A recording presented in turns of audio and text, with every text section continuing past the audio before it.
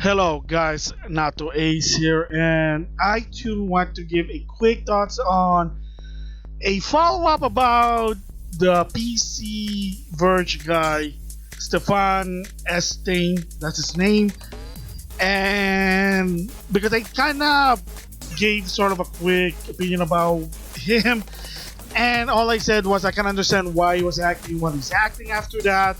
And basically, the reason I'm doing this sort of a follow up because I watched both Tipster and Review Tech USA's video on him, and yeah, he actually did say that he done goof, he learned, and he actually apologized. Believe it or not, because I decided to look up some info about it, and yeah, I mean on Twitter, he's been posting stuff about it after apparently in 2019 he was either left or let go at The Verge. So here's a little gist for people who don't know what happened. So in 2018, The Verge had a video called "How to Build a PC Within $2,000," and the guy that did it was by the name of Stefan Estain. But of course, if you watch the video, if you follow a lot of YouTubers, including Tipster, Review to USA as well. Another one that I follow is Alex Prime. They kind of were critical about the video because it was like there was a lot of mistake.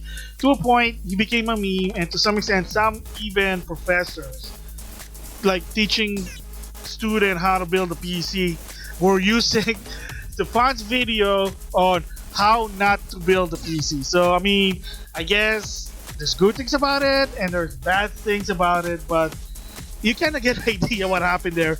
I mean, to some extent, it is kind of unfortunate, but at least finally, and apparently, there were actually other people who kind of reached Stefan and explained what happened. And yeah, I mean, kind of makes sense of what happened. I can understand to some extent of the situation why he did what he did in 2018. So, like I said, so in 2018 he did that video and it was a lot of mistakes.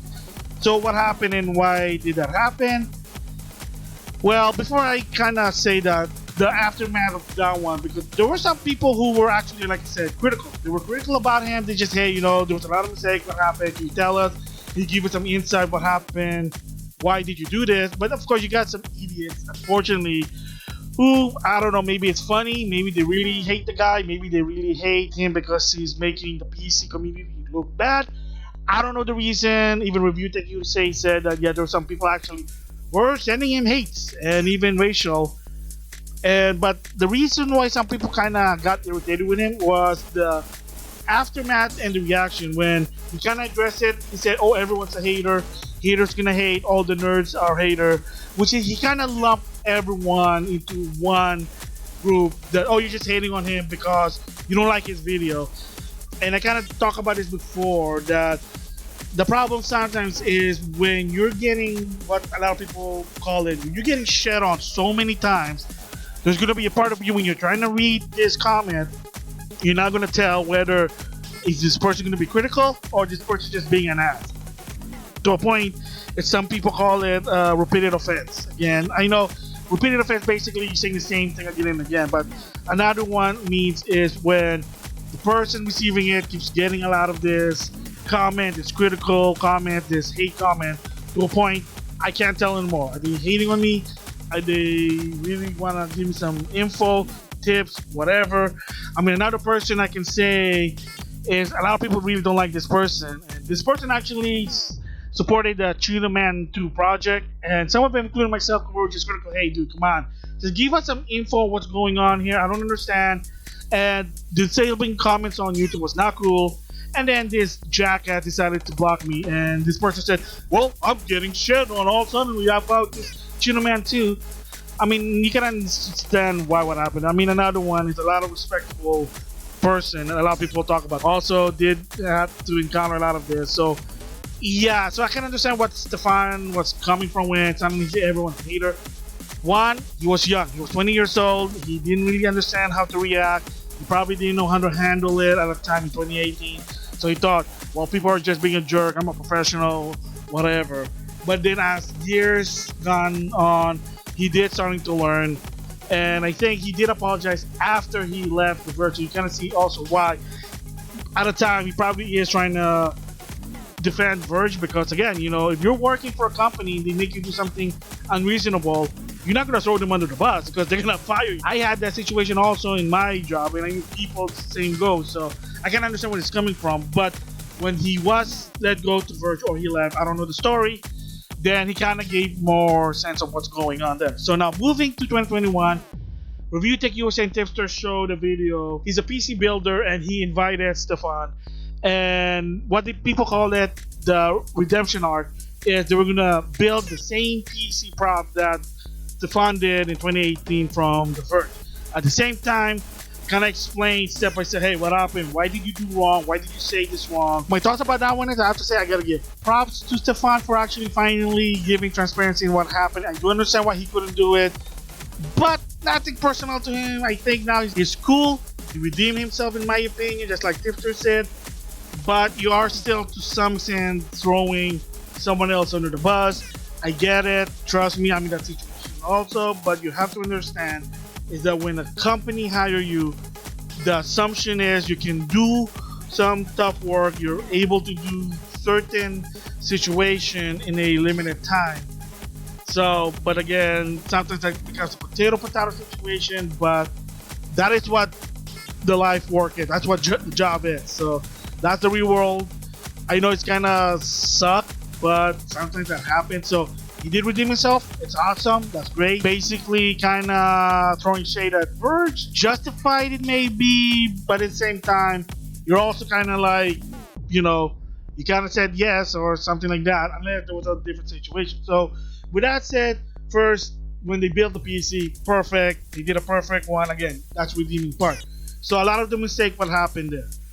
So apparently, according to Stefan, what happened is, of course, when he started in The Verge, they asked him, hey, can you do a video about building a PC for $2,000? And he said yes, because one of his passion was to build PC. So he has a lot of knowledge about building PC. The problem, he said, was first, he said, well, I kind of need to prepare. I need to know what the parts I'm going to use to build a PC. Unfortunately, according to him, they only gave him 48 hours, and it wasn't enough time to understand that. So that was one of the problems. The second problem was somebody from The Verge said, well, are you able to do this in a limited time? So he started at 3, and the higher up said, hey, you know, kind of finish it by 4 p.m. And that's what he said. I don't know what the time, but probably that's what the time is. And of course, you can't say, well, no, because again, if you kind of show sign that you can't do the job, why are they hiring you? Why are they picking you to do the task? Just saying. Again, I know it sucks, but that is the reality. That's the real world there. So, and of course, what's with the mistakes? Again, because he was too much pressure.